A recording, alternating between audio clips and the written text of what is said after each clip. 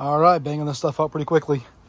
I'm actually using pocket joints. So using the Craig tool, which is actually funny because Craig actually is the company that had the plans online. I'll link this in the description below. Nice little tool. I've always wanted one. Never really had a project to use one on. And this popped up and I said, you know what? I'm gonna go spend the 34 bucks. So you'll find a link below, like I mentioned, to buy that pocket jig. Real simple to use. I'm not gonna give you guys instructions on how to use it. There's plenty of other videos that do that.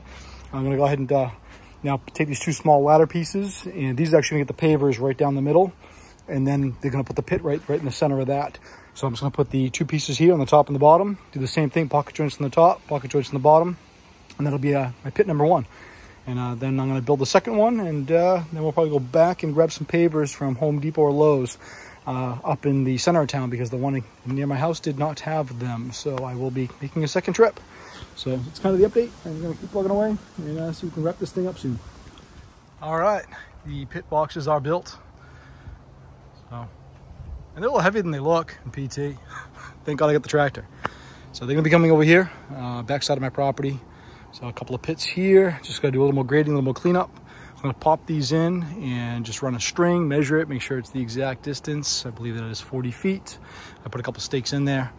There is a slight slope here, so I'm gonna have to build that guy up a little bit and then dig this guy down to compensate for, it's probably about 2, maybe 3 degrees.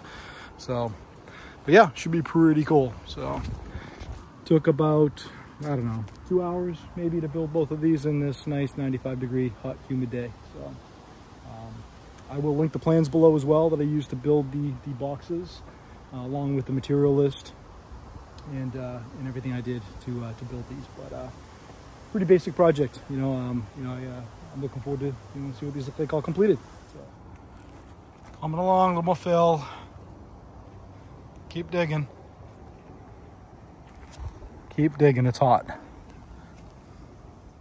Okay, so quick little tip for you guys. I've got these small 3-gallon buckets, and I just grabbed a piece of scrap 2x4, blew a hole in the middle, exactly 1 inch. I've got the 1-inch bar for my center posts, and that will hold it right in place when I fill it up with the Quikrete that I have. So I did 2 of these, and I'm just gonna go ahead and set these right now. So make these nice and square. All right, here are the concrete buckets, the poles in them. So I'll bury those into about here, leave about 12 to 14 inches sticking out. So already got the holes dug. I replaced a couple of blocks. I had a couple that were just not good pours. They cracked real easily.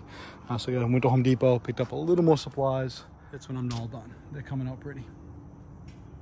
So let me get these popped in and see how they look.